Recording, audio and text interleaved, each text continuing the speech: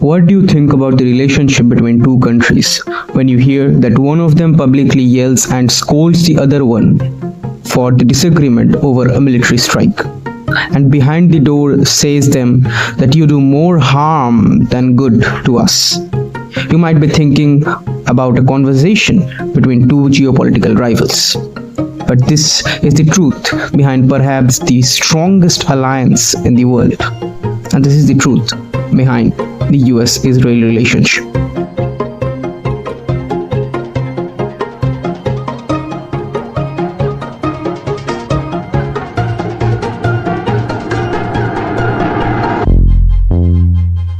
Let's start from the beginning. After the Second World War in the mid-20th century, UK was economically exhausted, and it was not feasible for them to hold back their old Middle Eastern colonies. So they started pulling out their troops, which created a huge power vacuum in that region. And that allowed the US to step in and portray itself as a key security provider in that area.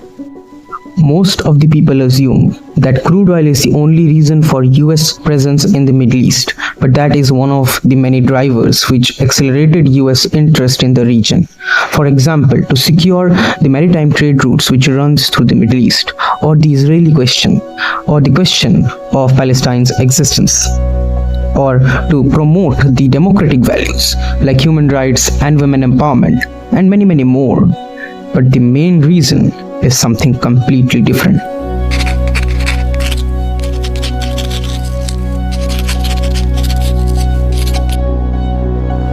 Yes, the Cold War, which influenced almost every geopolitical move at that period of time. Washington was paranoid about the rising influence of USSR in the Middle East, and the center point of their fear was Egypt and its leader Gamal Abdel Nasser. Now Nasser, with the help of USSR, convinced the United Nations to withdraw its peacekeepers from Sinai Peninsula in May 1967, which later made the 1967 Six-Day War in June inevitable. Though later on, Egypt became a pro-US country and even recognized Israel as a nation. In the year 1970, Israel got the chance to prove itself in the eyes of USA. When US was busy in the Vietnam War, the USSR-backed Syrian military invaded the Kingdom of Jordan in support of the Palestinian Liberation Organization, PLO. But when Syria heard about Israel's mobilization of troops against them, they backed off. And it seemed that Israel was successful proving itself, because after that year, the foreign and military aid for Israel from USA significantly grew in numbers. So does that mean US-Israel relationship is a concrete? Well, it seems that this one has some cracks.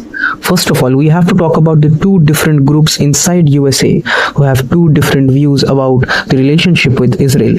First of all, we have to talk about the bureaucrats or the State Department of USA. And the second one is the US presidents, or should I say, the religious US presidents. Now, talking about US presidents, it all starts from Harry Truman. He recognized Israel in 1948 as a country just based on his religious belief. And he was not alone.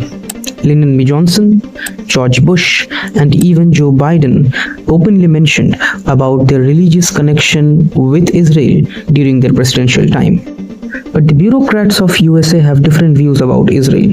The State Department of Truman were against the recognition of Israel because they thought that this decision will alienate the other Arab countries from USA. Then comes the Carter administration, where the National Security Advisor Brzezinski played a master stroke and disabled the pro-Israel lobbying in the US Congress to sell some fighter jets to Saudi Arabia.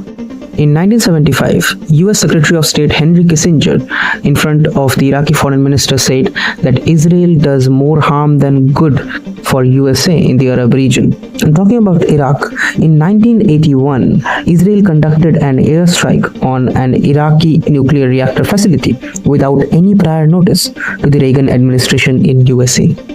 US was furious about it and temporarily shut down the supply of F-16 jets to Israel. As a result, then Israeli Prime Minister Menachem Begin summoned the US ambassador and scolded him, saying that Israel is no banana democracy and US should not dictate about Israel's internal policies. So these are all the facts in front of you about US-Israel relationship. Now it's up to you. What do you think about this relationship?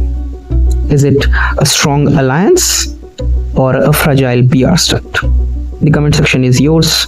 With that note, I'm Ankan Das signing off. Jai Hind.